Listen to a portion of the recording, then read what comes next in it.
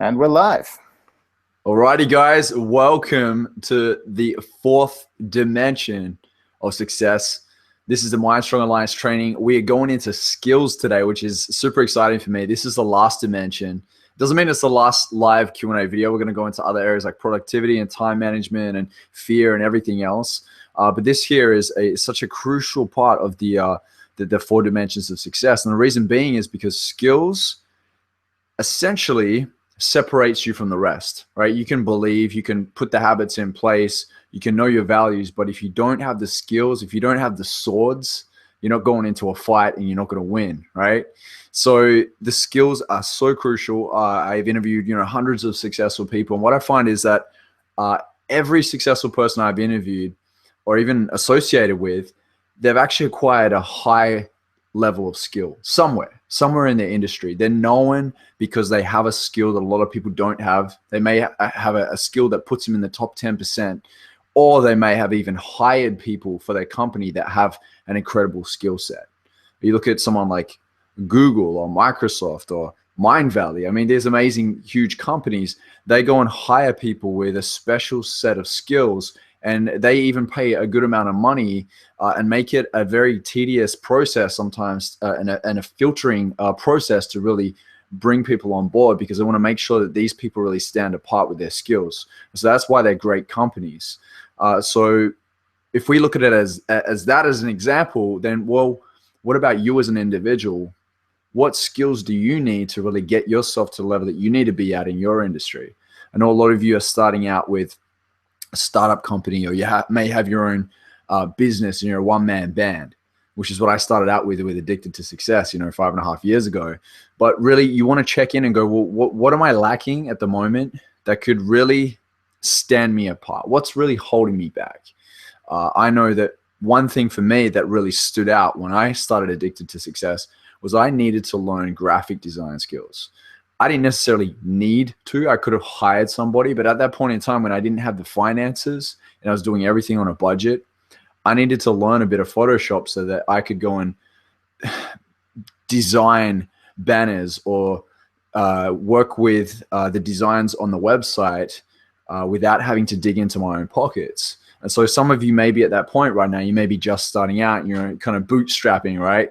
So it's really important to know the skills that you need to acquire and then to go in the trenches and learn those skills. Some of you may be at an even higher level, and all you need to do is really learn the top 5% skills so you can take your game to that high level, right? So you become more valuable in your industry. So really a skill is an understanding that's put into practice. If we could really sum it up, it's that. I like to call it a sword of wisdom, right? You got 3 levels of learning, which is knowledge, which is reading books and watching videos and so on. Then you've got understanding, where you can teach people, right? You have an understanding of it where you can stand in front of a crowd and explain it enough because you know enough. And then wisdom is the ultimate level of learning, right? So it's like your swords of wisdom. How many swords can you have on you, right, to go into the fight? So swords of wisdom. So that's understanding put into practice over and over again. So we have gone through every dimension. So you got your values, beliefs, habits, and skills. So a good thing to know is that your skills need to be able to tie into your habits and beliefs. And the way that this works is, if you're practicing learning new skills, if you are conscious of the skills that you need in play, what happens is you're committing every day to sharpening your skills through the habits so that you become more effective. You also can tie your skills to your beliefs. The more skills you learn and the better you become at that skill, you increase your belief automatically. So it's really important to tie that in with your 4 dimensions of success. So what sort of mindset do you need to be open to learning new skills? Well, you need a growth mindset. There's no way that you can walk into this game or walk into any industry with a fixed mindset if you're not ready to expand your mind with new skills, to expand your toolkit with new skills. Skills are 100% needed in any area. So you become more valuable depending on how many skills you actually have. So people will pay more for you, and people want to come and work for you if they know that you're highly skilled.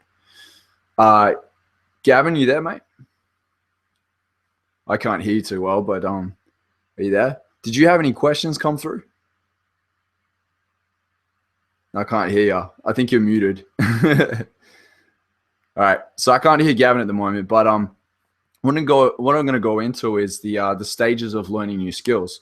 So the first stage is you want to really work out what skill do you want to acquire, what skill is needed in your industry for you to be able to play at the highest level, right? Now, the second stage is you want to deconstruct that skill, and the way you do that is when you look at a skill as a whole. Let's say learning Photoshop. And so that as a whole that's one big skill, but usually there's a certain skill within that is the basis of the skill itself. And if you can really learn that, then it's going to allow you to have a better understanding of breaking down the rest of the skill. And so if you look at something like playing with filters, I mean, that's one thing. That might be a 5% of the skill itself. But if you learn how to actually use the tools in Photoshop, like what the buttons are and how to use it, and what it means to layer images, then if you can understand that, it's going to help you to understand a lot of other things that are actually in that program itself, right? It's like learning how to skateboard, right? For anybody that's out there that likes to move into the physical side of things and likes to step into sports a bit more, exercising, then we can use this as an example. With a skateboard, it's learning first how to balance on the board. You're not going to want to go in and learn how to do tricks on a board if you haven't learned how to balance. And somebody that's really great at working out and learning for himself new skills, and he's so courageous at doing this, is Elon Musk. Right? So Elon Musk, he wanted to launch a rocket into space, and so he knew nothing about rockets, which is insane. And his whole way of thinking, and he shared this on Reddit. I remember reading this in a post. He was answering questions, and somebody asked him, how do you go in blind? How do you go into an industry when you have no idea about it, or even you haven't even got a degree in it? And he said, it's an interesting question. He said that he looks at learning the absolute fundamentals. And what he did was he found a book on rockets, and it was like the basics of rockets, or the basics of rocket science. I mean, it still sounds like a very complex subject to focus on, but he really went through that book, and he tried to understand as much as he could of the basics of rocket science, and he surrounded himself with rocket scientists, right? So if he had any questions that came up, he could ask them, or he could even challenge them too, based off what he was learning, just to make sure that he was learning the right things. And so that's how he started to understand how rockets work and what was possible and what wasn't possible. And he uses this as a great analogy. He says that you look at learning in any area, you look at learning as a tree. And he said that 80% of the fundamentals, 80% of the basics of learning is like the trunk of the tree. And he said, that's what you want to go for. You want to go straight for the trunk. You want to learn that, because that's going to be 80% of what you need to know. And then what happens is once you've learned that 80%, you can move to the branches, which is around about the 15% of what's left to need to know, right? And then the 5% that's left on top of that are like the leaves on the branches. And he said the 5% are really left there right at the end once you're ready to master in that industry. So when you look at the skills that you're looking at acquiring, you don't want to go straight to the advanced. I mean, you could have a look at it to see what it entails, but don't scare yourself out of learning the basics by going straight for the high level activities or the high level thoughts around it. This new skill, really go to the basics and really learn to understand that first. And that should give you more of a worldly knowledge of what you're stepping into. So that's what you want to do. You want to remove all the barriers and the distractions when you're ready to learn a new skill, because this is new. This is uncomfortable for you. This is the unknown. This is the uncertainty, right? That you're gonna feel this when you're learning a new skill. And this is the reason why so many people don't acquire new skills, because it can feel kind of terrible, to be honest, in the beginning. It feels tough. It feels uncomfortable. But we're Mindstrong, remember? And so you want to hang in there. And what's going to separate you is the fact that you're going to stand in this knowing and having the expectation of, okay, I'm going to feel a little bit uncomfortable in the beginning, but that's okay because it's part of the process. And you'll be in the top 10%, top 5% in your industry because you've learned the skills, because you've hung in there and you know what to expect. And that's why I love this training, is because I can give you the heads up on what's going on, you know? That's awesome. Yeah. So you want to remove the barriers and the distractions. You want to make it as easy as you can, because it's going to be challenging. You want to make it as easy as you can and not be distracted by people. Like, let people know, hey, I'm learning a new skill right now. Can you give me the space to learn this new skill? You can shut your phone off. And this is what I do. I put my phone on silent and not even on vibrate. It's like, do not disturb. I don't want to be distracted. And the reason why, and I'll tell you mentally what happens is, if you're not focusing with intense amount of focus with your brain actually thinks that it's not that important. Like, when you keep getting distracted like this, it's having to swap a lot. It's using a lot of energy for that. And so it's not using energy to cognitively store the information that you're downloading. It's letting it just bypass, and it's pushing through and it's going out, and you're not absorbing a lot of information.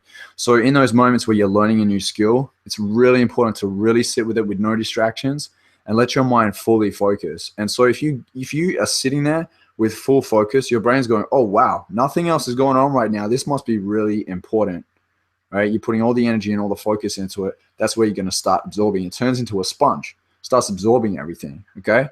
So what you want to do as well is you want to make sure that you pre-commit by practicing your new skill, and you want to pre-commit for at least 20 hours. Josh Kaufman, who wrote Personal MBA, he's a great author and great speaker. He studied a lot on accelerated learning, and he was saying that what you want to do is you want to make it like a fun process, because it's going to be a little bit difficult in the beginning. It's going to be, he said, anywhere between 2 to 4 hours. You're going to feel really uncomfortable. It's the worst stage.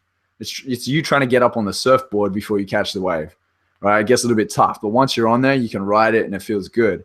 So he said, this is where you really want to have a lot of fun. This is where you want to make it something that is, it's challenging, but also like it's a journey. It's an adventure that you're going on. And so a lot of people don't do that. They get in, they'll try it for an hour. And as human beings, we have this perception, like a bad perception of time, thinking that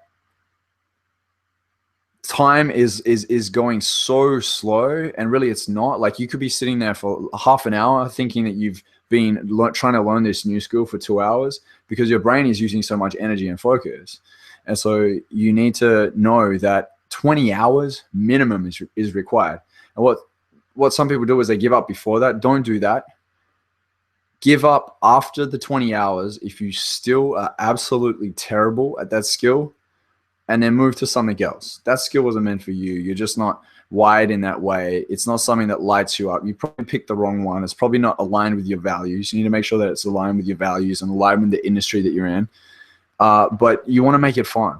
And so 20 hours is the minimum. Once you do that, there's no way that you can go from 1 minute to 20 hours and not get better.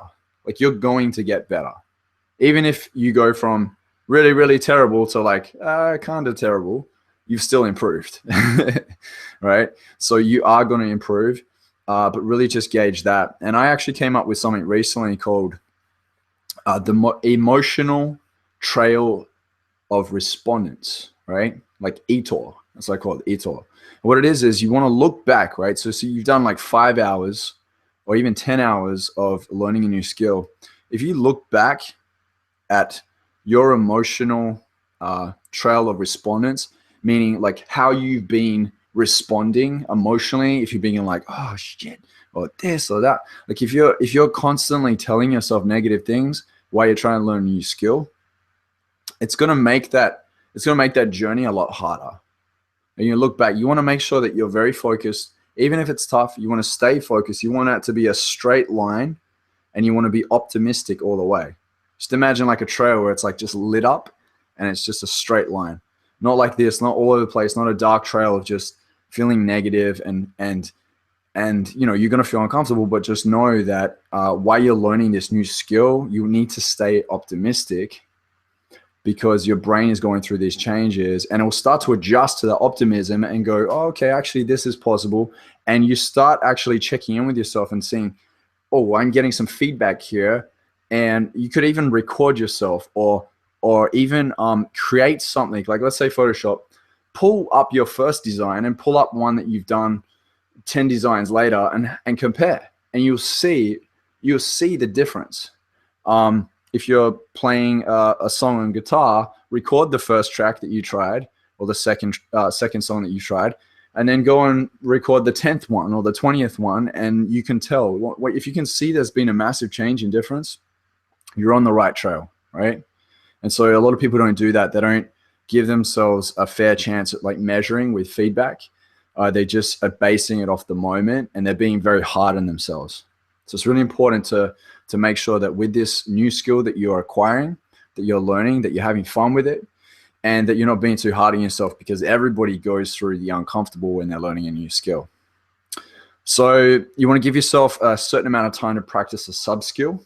And so the sub skill is basically the smaller parts of the skill. It's not the whole entire skill. You don't want to overwhelm yourself. You want to pull a certain something from it. Like I said, the skateboard example, it might be balancing on a skateboard. It might be turning around on your skateboard. It may be learning how to do a trick. It may be learning how to hop off a skate, whatever it is. Like, you want to practice it in parts. You want to chunk it. And so give yourself a certain amount of time to learn each sub skill until it starts to create a whole. So you look at it as a whole and you're like, whoa, actually, I'm good at doing the tricks. I'm good at balancing. You start to become a better skater. And so that's with any area that you're looking at building a skill in. You want to chunk it so that you can break it up into parts. Sometimes you might get stuck. We as human beings, we get stuck in a loop, and we can start getting so fixated on one thing, and we keep the same pattern going. We're firing off the same synapses, and we're doing the same thing with our body, or we're thinking the same thought over and over again, and it's not serving us. We've got to think different. Sometimes you need to check out for a bit, give yourself a 10 minutes, 15 minutes, half an hour, go for a walk, just reset your mind, let it relax a little bit, and then come in at a different angle and try it again. And so that's going to happen quite often when you're learning a new skill. Just know that that's normal, okay? And get comfortable with that. So if you're looking at 20 hours, and it sounds like a lot, and it actually is a good amount of time, really, to be sitting and learning a new skill. If you look at 20 hours, that's around about 40 to 45 minutes per day for a whole month. And so I'm going to put this in a perspective with you. If somebody said to you, you will be paid $20,000 more per year if you are somebody that had this skill, would you be willing, for 45 minutes a day for only 30 days, would you be willing to do that? Right, I want to challenge you on that. Would you be willing to do that? I'm sure most people here that are listening would say yes.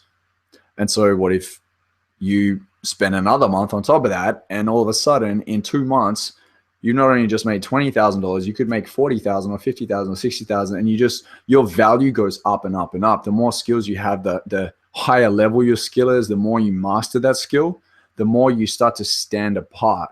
And so that's why, a lot of people, like, you look at somebody like Tony Robbins. I was watching his documentary a couple nights back, I Am Not Your Guru. That's the name of his documentary. And I was sitting there with Ben Kelly, who's on one of the other expert interviews, and we're watching it. And I said, you know what, this is so interesting. Tony walks out into the crowd. Like, he has balls. This guy has so much courage. He walks out into the crowd and he'll create this transformation right on the spot. Like, he doesn't even think twice. He'll go up and he'll say it. And he's got a room full of 2,500 people that could judge him or think that he's wrong in his approach. But he takes that risk and he does it because he has so much experience. He has learned the skills that he needs to be able to play at that level. And I said to Ben, I was like, I don't know anybody that is even close to Tony Robbins. Like, he's just mastered. He's mastered the skills in so many areas. He's mastered stage presence. He's mastered emotional intelligence, emotional fitness. He's mastered storytelling. He's mastered time management and productivity and finances and relationships. Like, this guy's like a Swiss Army knife, right? And it's taken him 4 decades to get there. But Tony's up here And the second best speaker in the world, I don't know who that would be. It's subjective. Maybe it's Les Brown. Maybe it's T. Harv Eker. Maybe it's, I don't know, Bob Proctor, right? But they're for sure very far away. They're down here, right down here. Tony's all the way up there. And, Tony understands the importance of mastery. And he understands the importance of sticking to skills and really becoming the best at it to be world class in everything that he does. So he's a great example of somebody as well. Not only Elon Musk, but Tony Robbins is somebody that plays at such a high level and really understands that skills are so important. So just remember that the first 1 to 4 hours are going to be terrible. Like, you're going to be terrible. Like, seriously, it's going to be really tough. And I'm just setting you up with expectations here that this is how it's going to be. But the thing is, it's only going to get better, right? It's like, it's almost impossible to get to the 5th hour and still be absolutely terrible. It's like hard to get to that point, because what happens is we start giving ourselves feedback. We start readjusting. We start hearing when things are off. We start seeing visually, depending on whatever skill it is you want to acquire, and depending on what level it's at. But we start catching on feedback. That's why it's important to have some way of getting feedback so that you can see how you're progressing. So what skills do you think are most important for success in today's world? This is a question that Colton actually asked. He's not here today. He's in Russia. I think he's in Russia right now. It's a little bit late for him, but he sent in a couple questions that he wanted answered as well. So what skills do you think are most important for success in today's world? Great question. The answer to that would be computer skills. And this is my opinion, right? This is based off who I've interviewed and also working with some members in the group too. Computer skills, design skills, communication skills, emotional intelligence, and I think also managing finances too. We can even go even deeper with that and say like relationships as well. I think everything is touching everything. I believe that. So you need to make sure every area of your life is focused on and is worked on. There's effort in every area for you to have a great life, or even have to experience the good life, right? So yeah, some of those things that I mentioned may not sit 100% with you because you may be in a different kind of industry. But across the board, I think generally they're the areas that I would be focusing on when it comes to skills. Go ahead, man. On that note, so a lot of the people in the group, we've got a lot of authors, speakers, coaches. What skills do you think are really good for? And yeah, a lot of these guys, myself included, will be starting out without a huge budget, or without like a big company, a lot of people. So we'll have to wear a lot of hats. What skills are best for people like us to learn to sort of get that traction in businesses as like a speaker or a coach or an author? Yeah. Sometimes you may not, you don't necessarily need to have the skill yourself. I think leadership skills is a massive one. I think being able to communicate, like communication skills, to be able to communicate what your vision is to others, for them to feel inspired by your vision, to want to be a part of what you're doing and wanting to collaborate with you. I think that's a golden skill to be able to do that. You look at like somebody like Martin Luther King. I mean, he packed out streets because they came to hear him because he had a vision, he had a dream, So if you're able to communicate your dream, your vision effectively, you don't necessarily have to have every single skill that everybody else out there is acquiring. But you can inspire others with skills to want to be a part of what you're doing, because they get the vision too. So I think that's a huge one, man, especially as a speaker and a coach. I mean, if you're a speaker and a coach, you want to be somebody that can lead from the front anyway, and from the back, and lead from anywhere, and inspire others with the possibilities of life. Nice. What's possible. I speak to a lot of members. I'm just going to bring this up. Speak to a lot of members in the group, and it's interesting because a lot of people, and not just the members in the group, even in general, like that I speak to day to day, they are choosing things that don't serve them.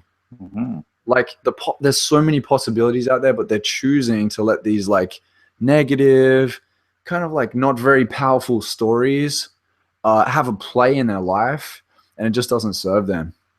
And so I think if you could really have the skill, the skill of knowing who you are, self-awareness, if we're talking personal development skills, self-awareness, being a great communicator, and then also not just a great communicator with your relationships, but a great communicator with the people that work with you. That would be an incredible skill set to have, for sure. You could go very far with that. That's awesome. Definitely. Just some comments coming in. Edie Summers says, love that. Amazing. Thank you. And thank you. Yeah, and then also Mark Lyford from the group says, I did an interesting thing last month. I sent out an online feedback form asking my friends and close business associates for feedback on me and asked them to be honest as possible. A few were very harsh, but the 35 responses I had were very valuable. So that's an interesting thing, I guess, in terms of like getting some self-awareness and some feedback from others. Do you ever experiment with anything like that, Joel, in terms of like, you know, getting feedback on your own? Yeah, definitely. I mean, yeah. Look, I've got a group of really incredible friends like Preston Alexi and Peter Kelly and even Ben Kelly and Jake Ducey. And look, we're really honest with each other. Even you guys too. I ask you for feedback all the time. Like, what do you guys think of this? Like, am I the only one that thinks? And you know, you guys would chip in, you and Colton. Yep. And so it's really important to have people around you. And this is the thing. I was speaking to a friend the other day. And I said, you know, I'm so careful with who I invite into my life now. Like, I really want to like get to know somebody. I'm not going to go and just put my stamp on everybody now. Like, I'm actually pulling back a lot from that. I really want to know that person, so I know that I'm like, you got to be careful with who you associate with, like really careful, right? Because you never know. That person could go up, and if they're not true to their word and they're very incongruent, that's a reflection of you because you choose to associate with them too.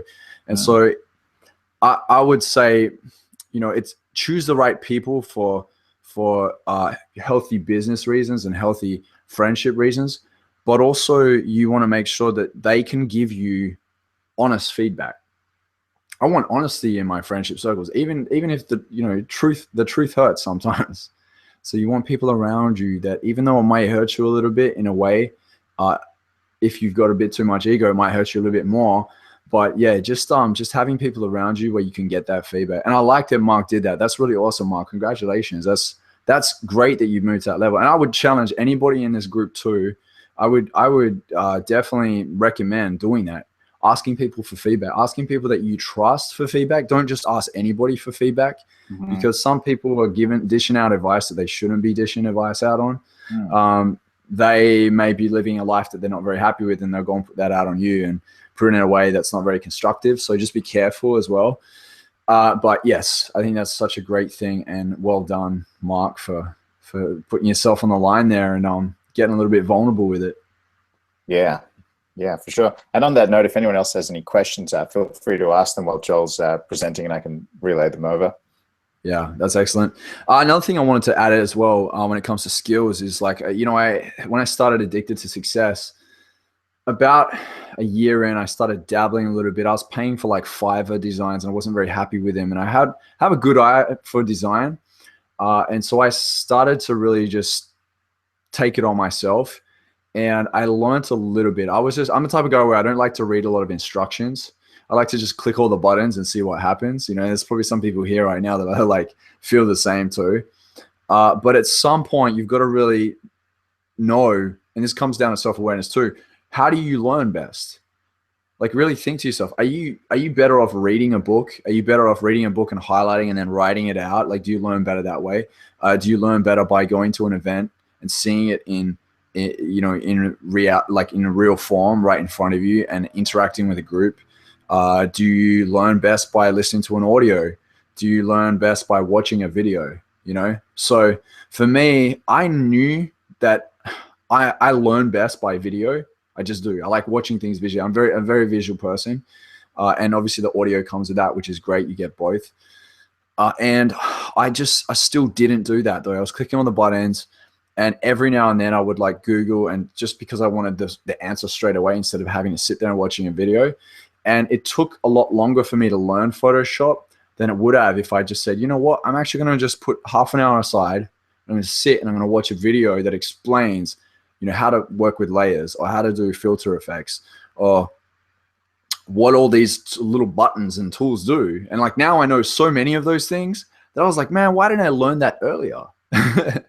And so a lot of people are building their business online now. Like, literally probably about 70% of people I'm speaking to are running a business online, or they're 90% of people have, even if they've got like a brick and mortar business, they have to in some way be associated with the online space too. You know, because they've got a brand on Facebook, they've got a website they have to run. And so it's really important, like, what are the areas that you would at least like to know the basics, the fundamentals of? And can you put some time aside just to get your head around like what is actually possible? Because then if you've learned just the basic skills in that area, when you go and negotiate with somebody, you know that you're getting ripped off if they're saying it's going to cost this much and that much, it's going to take this much time. You're like, actually, I know the basics and the fundamentals of that, and it's not going to take that long. Come on, let's be real here. You know, so in turn, putting half an hour aside to learn the basics or fundamentals of something could literally save you thousands or even tens of thousands of dollars from being ripped off. And so that's really important. So think of it that way. I'm trying to shift your perspective, you know, here and there in this presentation, because I think it's really important to look at it from a couple different angles. So if there's an exercise, I would love for everyone in the Mindstrong Alliance to jump in the Facebook group and to leave what is a skill or skills that you desire to learn this year. And I would say learn it sooner than later. Don't sit on it and go, oh, I want to learn that one day. Like, make a commitment for this week or this month at the latest. But what is a skill that you really want to be able to, you don't have to master it, but at least be able to, like, going past the basics of fundamentals, getting more into the advanced at least, that's going to separate you from the rest. Because I know that if you join the Mindstrong Alliance, you already want to be different. You want to think different. You want to take everything to the next level. And so these exercises, more than me presenting this to you and teaching you, I mean, you're going to learn, you're going to remember literally 5%. That's what I interviewed Dr. Bruce Lipton. He's an incredible biologist and metaphysics professor, and he's insane. But he said that, you know, when we go to these self-development events or we read a self-development book, we're literally consciously only taking in 5%. So if there's anything you can take, if this is the 5% right now that you're taking in, do the exercises, because this is where all the change is going to happen. Remember this, I'll wrap it up in a nutshell. Pre-commit 20 hours, which is 45 minutes a day. Do that until you just stick to it for 20 minutes, for 20 hours, right? 45 minutes a day for 30 days. Stick to that. And if you're still really terrible and you're being real with yourself, scrap it after the 30 days. Don't scrap it before the 30 days, scrap it after and move on to something else. I doubt you will. I think everyone here will be advancing with their skills. But make sure you jump in and really deconstruct, remove your distractions, and give yourself a certain amount of time to really like focus on each one, and tell people around you, like, I got to be in this space to learn a new skill, and go in with that black hole focus. What I mean by that is Stephen Hawking actually made this huge blunder. And so he told people for so many years that anything that goes into a black hole collapses and is destroyed. And so he actually came out recently and said, actually, I was wrong. And I've discovered that anything that goes into a black hole expands and transforms, right? So just think of like you having enough focus on something, your mind is only going to expand even more and more. So that's why removing distractions is so important when you're learning a new skill. So make sure you do that. Commit to the 20 hours. If you want to go into the mastery level, do that. That's going to separate you from the pack even more. You're going to become more valuable. More people are going to want to work with you. And your life is just going to go to a whole new level, because your business is going to have an even better CEO or even better founder in play. So step it up with the new skills. That's awesome. Thanks, awesome man. Stuff. Cool. Did we get any more questions, Gav? Yeah, there's some other good ones I want to ask about, like, if you can share a story about when you were struggling in the early stages to learn a skill that you now really heavily rely on. You know, maybe that's like speaking, or I'm not even sure. Yeah, it was definitely speaking. So, and I'll tell you this is actually really interesting. The first speech I ever did, because Gavin and Colton used to work with Mind Valley, and I went to Kuala Lumpur, to Malaysia. I went to the Mind Valley headquarters there, and I spoke on the stage at the Hall of Awesomeness. Oh, wow. And, yeah. And I remember writing out my whole entire speech. I had a 20-minute speech. I had slideshow, which is like doesn't help. If you want to be a great speaker, try not to rely on slideshows unless you really need to present images. And so I spent half the time on stage, like I was in my head so much. I was trying to remember word for word, every single word that I had written down for my speech. It was like 3 pages long, and I was like trying to memorize everything, which is crazy. It's like torture. And I kept looking over at the slideshow, and that was like my crutch. It was like I was looking over at it all the time, and it looked terrible on camera. I didn't even think I got any good footage from it because I was like, this looks so bad. I'm like looking at the slideshow all the time instead of looking at the audience. And so that was the moment when I was like, you know what? Yeah, I can speak in front of like a video, and okay, at that point in time, I'm a lot better now.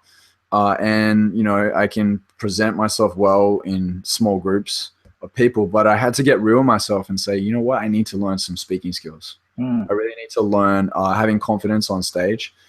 And so I went to an event after that.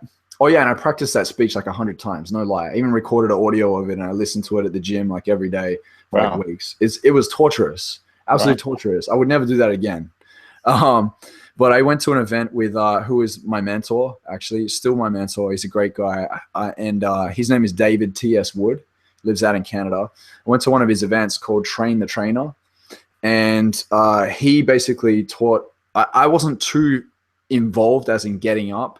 A lot of other people were, but I was learning from their experience by sitting and watching and going through my own process and developing my own story. But he really showed me a way showed us a way where we can structure ourselves a little bit better, like how we enter the stage, where we begin, and what we should focus on while we're speaking. It's just the one thing. What kind of result do you want the room to get, and so on.